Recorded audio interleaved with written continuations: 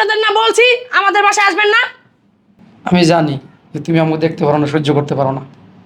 ওই তোমার শাশুড়ি অনেক অসুস্থ, ডাক্তার দেখে দেব তো এর লেগাইছি। ডাক্তার দেখানো হইলে আমরা চলে যাবো। আমার পোলাই কই? আছে আপনার ছেলে। আরে আমি কি এটা আবাসিক হোটেল খুলে রাখছি? যখন খুশি তখন চলে আসেন আপনারা। পাইছেন নাকি আপনারা? আপনারা আমার বিরক্ত না করতে আমার ভালো লাগে না। বৌমা, আমরা যখন এই বাসায় আসি তখনই তুমি অনেক কথা শোনাও। তাই কি করব? কি করব আপনাদেরকে? কুড়ি নিয়ে নাচবো? হ্যাঁ, আপনারা ডাক্তার দেখাতে আসছেন, আপনারা যাবেন হসপিটালে। এটা কি হসপিটাল? এখানে কেন আসছেন? বৌমা, আমরা এই বাসায় আসলে তুমি যে খারাপ ব্যবহার আমাদের সাথে করো, তোমার বাপ মা হলে কি ওই খারাপ ব্যবহার করতে পারতা? কেন? কেন তাদের সাথে খারাপ ব্যবহার করবো? তারা তো আমার বাপ মা, তাদের সাথে আমি কেন খারাপ ব্যবহার করব?